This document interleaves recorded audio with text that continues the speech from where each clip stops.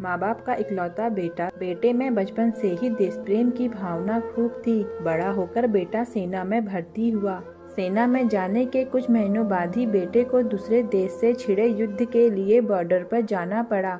युद्ध पर जाने के कई दिनों तक और बाद में कुछ महीनों तक भी माँ बाप को बेटे की कोई तार, फोन या खबर नहीं मिली। माँ बाप बेटे का इंतजार करते रहे और भगवान से प्रार्थना करते रहे कि उनके बेटे को सही सलामत घर वापस लाए।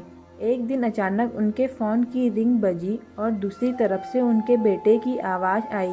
माँ बाप की खुशी का कोई ठिकाना नहीं रहा। उन्होंने बेटे का हालचाल पूछा।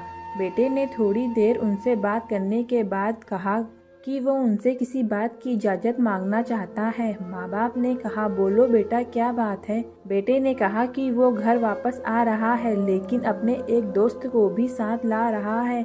माँ बाप ने कहा, हाँ हाँ, लेकर आओ उसे भी।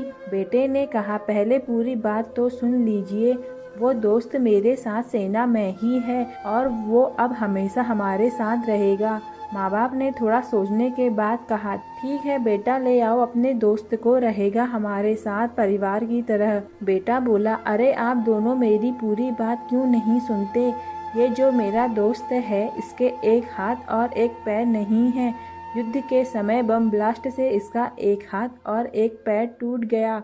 अब मैं इसे अपने घर लाना चाहता हूँ और यह अब हमेशा के लिए हमारे साथ रहेगा और हमें इसकी काफ़ी देखभाल भी करनी पड़ेगी। बेटे के यह शब्द सुनकर माँ बाप पूरी तरह से शांत हो गए। थोड़ी देर की शांति के बाद माँ बाप ने बेटे से कहा, अरे बेटा, क्यों झंझट मोल लेते हो। उस बेचारे को उसकी हालत पर छोड़ दो, वह एक बोझ से बढ़कर कुछ नहीं होगा। माँ बाप का कहना अभी पूरा भी नहीं हुआ था कि बेटे ने फोन कट कर दिया। माँ बाप इधर बेटे की राह देखते रहे।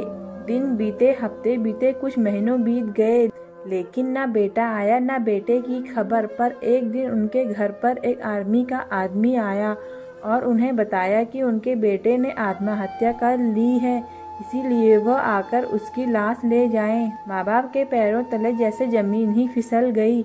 दोनों अपने आप को संभालते जैसे तैसे अपने बेटे के शव के पास पहुँचे। जब उन्होंने अपने बेटे की लाश को देखा तो उन्हें और भी ज्यादा बड़ा झटका लगा, क्योंकि उनके बेटे का एक हाथ और एक पैर नहीं था।